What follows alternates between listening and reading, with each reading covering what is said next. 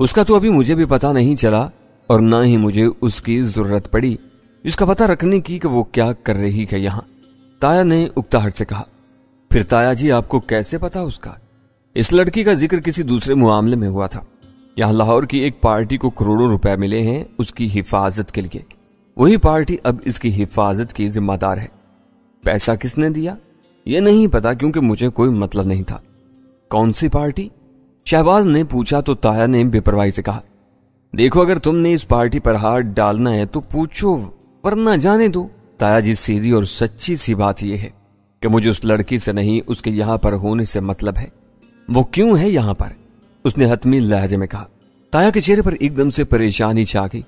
اس نے سوچنے والے انداز میں سر جھکا لیا، پھر سر اٹھا کر بولا، سرفراز ملک ہے نا، اس کے بیٹوں کو شاید جانتے ہو تم۔ اس کا باپ اس کام میں ملوث نہیں ہے۔ وہ لڑکے یہاں بہت کچھ کر رہے ہیں۔ وہ لڑکی ان کے پاس انہی کے فارم ہاؤس پر رہتی ہے۔ ان کے فارم ہاؤس پر؟ وہ تو بڑا بدنام فارم ہاؤس ہے، اس نے حیرت سے پوچھا۔ اس لیے وہاں چھپی ہوئی ہے، وہاں کئی لڑکیاں ادھر ادھر سے آتی رہتی ہیں، کاروبار ہے یار ان کا۔ تایا نے نفرت سے کہا، تو پھر سرفراز ملک کے لڑکوں سے پوچھا جائے۔ سنبھل کر ہاتھ ڈالنا میرے بچے، تایا نے سرزنش کی۔ فکر نہ کرو تایا جی، دھیان سے ہوگا، آپ ہی نے بتایا ہے کہ ایسی جگہوں پر ہاتھ کیسے ڈالتے ہیں۔ شہباز نے ہنستے ہوئے کہا تو تایا نے میری طرف دیکھ کر خوشگوار انداز میں پوچھا، اس جوان کا تعارف نہیں کرایا تم نے ابھی تک؟ یہ وہی علی ہے جو کبھی گورنمنٹ کالج میں؟ شہباز نے کہا تو تایا نے حیرت سے دیکھا، پھر خوشگوار انداز میں سر ہلاتے ہوئے بولے، سچ پوچھو نا علی، تم نے مجھے ہرایا ہے۔ میں نے بڑی گیم کی لیکن تیرے سامنے ہارتا گیا ہوں۔ پتہ نہیں تیرے پاس ایسا کیا تھا۔ اب میں تایا کو کیا بتاتا کہ میرے ساتھ کیا تھا یا میرے پاس کیا تھا، کیونکہ مجھے خود پتہ نہیں تھا۔ بس جو سمجھ میں آتا تھا کرتا چلا جاتا تھا۔ ایک طرف جہاں چچا عبد المجید کی رہنمائی تھی تو دوسری طرف کالج کے دنوں میں سائمہ مجھے معلومات دیا کرتی تھی۔ انہی دنوں مجھے یقین ہوا کہ انفارمیشن کتنی بڑی قوت ہوتی ہے۔ میں خاموش رہا تو شہباز چہکتے ہوئے بولا، وقت بیت گیا تایا جی۔ ہاں دیکھ رہا ہوں، وہ وقت بہت پیچھے چلا گیا اور یہ بہت آگے نکل گیا۔ اب مجھے امید ہے کہ تم سرفراز ملک کے بیٹوں پر ہاتھ ڈال سکو گے۔ تایا نے پر امید انداز میں کہا تو شہباز نے پوچھا، تو بتائیں نا کیسے؟ اتنے میں باہر سے یوں آواز آئی جیسے کوئی آ گیا ہو۔ تایا نے باہر کی جانب سے آنے والی آواز پر کان دھرتے ہوئے کہا، اوے سانس تو لو، کچھ کھا پی لو، بتاتا ہوں۔ وہ لڑکا خالص لاہوری روایتی کھانے لے کر آ گیا تھا جس میں ہریسہ اور دیگی چرگا زیادہ تھا، کافی سے زیادہ روغنی نان تھے۔ اس نے وہ کھانے میز پر سجا دیے۔ کھانے کے دوران تایا ہمیں لاہور انڈر ورلڈ کے بارے میں بتاتا رہا اور سمجھاتا بھی رہا۔ میں نے جو سمجھا وہ یہی تھا کہ یہ سارا انڈر ورلڈ بھتہ خوری، قبضہ مافیا اور جوئے کے اڈے چلانے کی بنیاد پر ہے۔ اس میں کئی قتل ہوئے اور خوف کی فضا بنی ہوئی ہے۔ بات وہی تھی کہ فائدہ اور طاقت کس کی ہے۔ کھانا ختم ہوتے جب قہوے کی پیالیاں ہمارے سامنے آئیں تو تایا نے پھر سے تکیے کے ساتھ ٹیک لگاتے ہوئے کہا، دیکھو میرے یارو، بات یہ ہے کہ تم لوگ جرم کی دنیا سے نہیں ہو، تم لوگوں کا مقصد کچھ اور ہے۔ سرفراز ملک کے پیچھے سیاسی لوگوں کا ہاتھ ہے۔ یہ لوگ سیاسی لوگوں کو فائدہ دیتے ہیں اور وہ سیاسی لوگ ان کی پشت پناہی کرتے ہیں۔ وہ تم لوگوں کے لیے مسئلہ نہیں ہوگا۔ میں تمہیں ایک بندہ بتاتا ہوں، اس کے پاس چلے جاؤ، وہ سارے راستے بتا دے گا۔ تایا پھر کوئی بندہ؟ شہباز نے اکتار سے کہا، سونے پتر، مجھے اس لڑکی پوجا کا نہیں پتا لیکن وہ سب بتا دے گا۔ سرفراز ملک کے بیٹوں کو کیسے گھیرنا ہے وہ بھی بتا دے گا۔ خیر تم اس کے پاس نہیں جانا چاہتے تو وہ آ جائے گا تم لوگوں کے پاس۔ تایا نے سکون سے کہا، ٹھیک ہے تایا، اس کا کوئی نمبر ہے تو دے دیں۔ میں؟ شہباز نے کہا تو تایا نے اس کی بات کاٹتے ہوئے کہا، وہ فون وغیرہ نہیں رکھتا، وہ تم سے رابطہ کر لے گا۔ اوکے، میں اس سے مل لوں گا۔ لفظ ابھی اس کے منہ ہی میں تھے کہ شہباز کا سیل فون بج اٹھا۔ اس نے اسکرین پر دیکھا اور ہیلو کہہ دیا۔ دوسری جانب سے کچھ کہا گیا تو اس نے سن کر کال بند کر دی۔ اچھا تایا، ہم چلتے ہیں، اس نے مسکراتے ہوئے کہا تو تایا نے مصافحہ کے لیے ہاتھ آگے بڑھا دیا۔ اس وقت تک شہباز اپنی جیب سے بڑے نوٹوں کی ایک گڈی نکال چکا تھا۔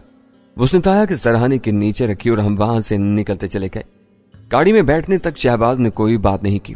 جیسے ہی گاڑی روڈ پر ڈالی تو اس نے طویل سانس لے کر کہا، پتا ہے تایا کون تھا؟ مجھے الہام نہیں ہوتے سونے پتر، میں نے تایا کے انداز میں کہا تو وہ کہکا لگا کر ہنستے ہوئے بولا، पहले तो मैं तुम्हें यह बता दूं कि हम बक्का राजस्थानी से मिलने जेल जा रहे हैं। इससे मुलाकात का बंदोबस्त हो गया, इसी बारे में फोन था। चलो अच्छा हुआ आज मिल ही लें, मैंने संजीदगी से कहा। हाँ, तो ताया का असल नाम फारूक है, लेकिन फारूक शाह के नाम से मशहूर है। अपने जमाने का दबंग पुलिस ऑफिसर रहा है, सारी जिंदगी लाहौर ही के मुख्तलिफ थानों में गुजारी।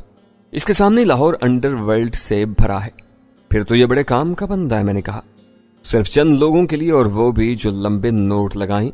ये कहते हुए जोर से हंस दिया। मुझे शहबाज का जानदार कहका पसंद आया। वो फारूक शाह के बारे में बातें सुनाता रहा और मैं तवज्जो से सुनता रहा।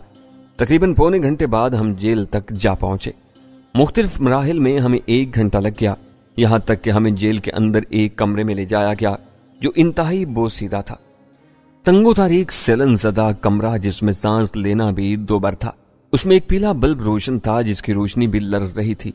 एक उड़े रंग वाली बड़ी सी मेज के इर्द गिर्द 4 कुर्सियां रखी थी। इनमें 2 पर हमें बिठा दिया गया। हमारे साथ आए हुए एहलकार वापस चले गए तो 5-7 मिनट बाद अंदर की तरफ वाला एक दरवाजा खुला और एक एहलकार कमरे में आ गया।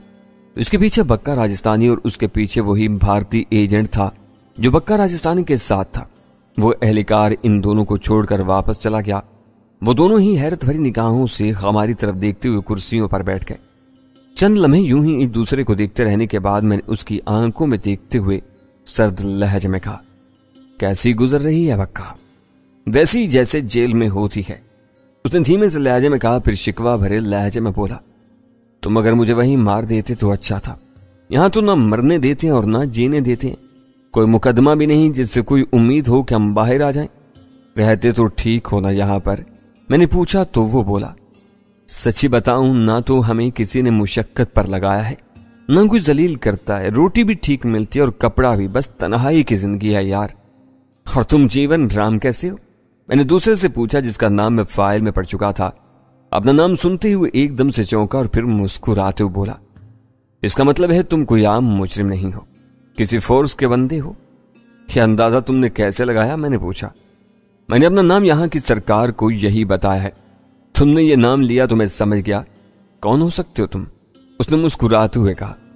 चलो तुम यही समझ लो, बहरहाल कैसे रह रहे हो? वैसे ही जैसे अभी बक्का ने बताया, उसने एहतमाद से कहा। क्या ख्याल है, जाना है वापस या यहीं रहना है? मैंने पूछा। वो काम बताओ जिसके लिए तुम यहां आए हो। ऐसी दया वाली बात तुम यूं ही तो नहीं करोगे, कुछ है तो सही, उसने संजीदगी से कहा। समझदार आदमी लगते हो। तुम जानते हो मैंने तुम्हारे फोन से तुम्हारी इस पूजा से बात की थी, याद है तुम्हें? मैंने पूछा। हाँ, बात तो की थी, उसने याद करते हुए कहा। काश उस वक्त मैं तुम्हारे फोन की स्क्रीन पर नंबर देख लेता। वो नंबर यहीं का था, पार का नहीं था। अगर मुझे पता चल जाता कि पूजा यहीं है तो फिर तुम यहां ना होते बल्कि पूजा के साथ होते। वो वक्त गुजर गया, अब की बात करो राजवीर, उसने उकताहट से कहा। पूजा कहाँ है? मैंने सख्त लहजे में पूछा। नहीं जानता, मैं तो यहां जेल में हूं, उसने हर से यूं कहा जैसे मैंने कोई बेवकूफी की बात कर दी हो। तभी मैंने पूछा, जानता हूं कि तुम नहीं जानते हो। करने क्या आए थे यहां पर? वही जो तुम्हारा और मेरा काम है। सबसे पहले तुम्हें ठिकाने लगाना था, फिर यहां पर मौजूद नेटवर्क को मजबूत करना था। इसके लिए भले जितने बंदे मारना पड़ते, उसने दांत पीसते हुए कहा। तुम इतने दलेर हो नहीं जितना मेरे सामने बन रहे हो। सीधी तरह बताओ कि प्लान क्या लेकर आए थे। बताया ना, अभी तो तेरे वाला प्लान खत्म नहीं हुआ था। वो खत्म करके हमने यहीं लाहौर शहर में आना था, मतलब तुम्हें मारना था, फिर कोई कार्रवाई करना थी, उसने बताया। क्या करते? मैंने पूछा तो उसने सुकून से बताया। कुछ भी करते, कत्ल करते, बम धमाके करते, बस अफरा तफरी फैलाना थी। कितने लोग आए थे यहां पर? मैंने पूछा। कई सारे हैं, कौन कहां पर किन रस्तों से आया मैं नहीं जानता। रूही में हम 2 ही आए थे, एक तुमने मार दिया और मैं जेल में हूं। ना चाहते हुए भी उसके लहजे में नफरत ओढ़ कर आई थी। वो बताना नहीं चाहता था लेकिन बता रहा था। मैं चंद लम्हे खामोश रहा, फिर बोला, देख जीवन राम, एक ऑफर है, गौर से सुनना। मैं तुम्हें यहां से निकाल दूंगा, भले वापस अपने वतन चले जाना, लेकिन पूजा के बारे में बता दो। पता नहीं तुम मुझे बेवकूफ क्यों समझ रही हो? यहां बैठा मैं उसके बारे में कैसे जान सकता हूं? उसने उकताहट से कहा तो मैं उसे समझाते हुए बोला। باہر نکل کر بتا دو صرف پوجا کے بارے میں، پھر واپس چلے جانا۔ باہر نکلتے ہی 100 طرح کے سوال ہوں گے۔ میرا پکڑا جانا؟ اس نے پوچھنا چاہا تو میں نے اس کی بات کاٹتے ہوئے کہا، باہر نکلو گے تو معلوم ہوگا تمہیں تمہارے بارے میں کسی کو کچھ پتا نہیں ہے کہ تم کہاں ہو یا کہاں تھے۔ پکڑے جانے کا تو بالکل بھی سوال نہیں پیدا ہوتا، اور یہ تو پتا بھی نہیں چلے گا کہ تم کہاں تھے۔ اس بارے میں آگے کی کہانی تم خود بنا سکتے ہو۔ یعنی کہ؟ اس نے الجھے ہوئے لہجے میں پوچھا۔ یہی کہ روہت سے فرار ہو گیا تھا، زیر زمین چلا گیا تھا، کہیں چھپ گیا تھا۔ اگر کسی گواہی کی ضرورت ہو تو بکا کی گواہی لے لینا۔ یہ بھی تیرے ساتھ بھاگا تھا اور اب تک تیرے ساتھ ہے۔ کیا مجھے بھی باہر نکال دو گے؟ بکا نے خوشگوار حیرت سے پوچھا تو میں نے دونوں کی طرف دیکھتے ہوئے مسکرا کر کہا، خان نکال دوں گا، شرط وہی ہے اپنے دیس لوٹ جانا، یہاں نہیں رہنا۔ بس پوجا کو دے دو اور یہاں سے چلے جاؤ۔ ڈن ہو گیا، جیون رام نے حتمی لہجے میں کہا۔ میری طرف سے بھی، بکا راجستھانی نے کہا تو شہباز نے ادھر ادھر دیکھتے ہوئے انتہائی دھیمی آواز میں سمجھاتے ہوئے کہا، تو پھر دھیان سے سنو، آج رات یا کل دن میں کسی کے ساتھ بھی لڑنا ہے اور خود تھوڑا بہت زخمی ہو جانا ہے۔ میں یہاں پر رابطہ رکھوں گا، جیسے ہی تم اسپتال گئے آگے میں خود سنبھال لوں گا، کل دوپہر تک رابطہ کر لوں گا۔ ٹھیک ہو گیا، مطلب اسپتال جانا ضروری ہے؟ جیون رام نے پوچھا۔ یار یہی آسان ترین حل ہے یہاں سے باہر نکلنے کا۔ ڈن ہے جی۔ ہمارے پاس مزید کہنے کو کچھ نہیں تھا، یوں ہی 2-4 منٹ باتیں کر کے ہم دونوں وہاں سے اٹھ گئے۔ جیل سے جب باہر آئے تو دن ڈھلنے والا تھا۔ شہباز کو جہاں رابطہ کرنا تھا اس نے کر لیا اور انہیں بتا دیا کہ یہ لوگ اگر زخمی ہو جائیں تو اسے بتا دیا جائے۔ شہباز میں تمہارا پلان ابھی تک نہیں سمجھ پایا، آخر تم کرنا کیا چاہتے ہو؟ میں نے پیسنجر سیٹ پر بیٹھتے ہوئے پوچھا تو وہ بولا، آدھی ادھوری بات کیا کرنی، کل بتاؤں گا۔ ابھی تم گھر فون لگاؤ، بھابھی سے کہو کوئی اچھی سی ڈش بنا دے، ایک بھوکے بندے نے بھی لنگر کرنا ہے۔ ویسے پوجا نے بھی ابھی تک خود رابطہ نہیں کیا، میں نے بڑبڑاتے ہوئے کہا تو وہ ہنستے ہوئے بولا، کرے گی، وہ رابطہ کرے گی، اس کا باپ بھی رابطہ کرے گا، تم بالکل ٹینشن مت لو، بس لنگر کے بارے میں کہو۔ اس کے یوں کہنے پر میں سوائے مسکرانے کے اور کیا کر سکتا تھا۔ دن خاصا نکل آیا تھا، مگر میں بستر پر کسل مندی سے پڑا تھا۔ میں شہباز ہی کے پلان کو سوچ رہا تھا جو کسی حد تک مجھے سمجھ بھی آ رہا تھا۔ اس کا فائدہ مجھے یہ ہوا کہ جب میں نے کئی آپشن سوچے تو منظر واضح ہونے لگا۔ میں شاید مزید یوں ہی پڑا رہتا۔ شہباز کی کال آ گئی، اس نے ہیلو کہتے ہی کہا، میں آ رہا ہوں ناشتہ کرنے، اور ماما تجھے کھانے پینے کے علاوہ کچھ سوچتا بھی ہے کہ نہیں؟ میں نے ہنستے ہوئے کہا تو وہ کہہ لگاتے ہوئے بولا، میری کون سا گھر والی ہے یار، مجھے تو اب مانگ تانگ کر ہی کھانا پڑتا ہے۔ کہاں ہو؟ میں نے پوچھا۔ بس ایویں 5 منٹ کی دوری پر، اس نے ہنستے ہوئے کہا۔ میں بستر میں ہوں، چپ چاپ آ کر بیٹھ جانا، جو کھانا ہو کہہ دینا، میں نے اٹھتے ہوئے کہا اور کال بند کر دی۔ میں جب لاؤنج میں گیا تو سامنے چائے کا مگ رکھے بیٹھا تھا، مجھے دیکھتے ہی تیزی سے بولا، بہت زبردست ناشتہ میری بہن نے مجھے بنا کر دیا، مزہ آ گیا۔ میں خاموشی سے اس کے سامنے بیٹھا تو چائے کی سپ لے کر بولا، لو بھائی کام ہو گیا، تیرے بندے باہر آ گئے ہیں۔ کہاں ہے وہ؟ میں نے تجسس سے پوچھا۔ ابھی تک تو ہمارے اسپتال میں ہیں، کچھ دیر بعد انہیں چھٹی مل جائے گی۔ پوچھنا یہ تھا کہ انہیں جانے دوں یا تم ان سے ملنا چاہو گے؟ دیکھو تمہارے پلان میں اگر میرا ملنا ضروری ہے تو کہو، ملنے کی ضرورت تو نہیں ہے، وہ ہماری نکاح میں رہیں گے۔ کیسے؟ میں نے چونکتے ہوئے پوچھا۔ یار نکالنے کو تو انہیں ویسے ہی نکال دیتے، ان پر کون سا خصوصی مقدمہ کر کے اندر ڈالا گیا تھا؟ ایویں تھوڑا بہت تھا، خام اگر انہیں اس خصوصی سیل میں رکھا گیا تھا جہاں ایسے لوگوں کی صرف تفتیش ہوتی ہے، اس نے تفصیل بتاتے ہوئے کہا۔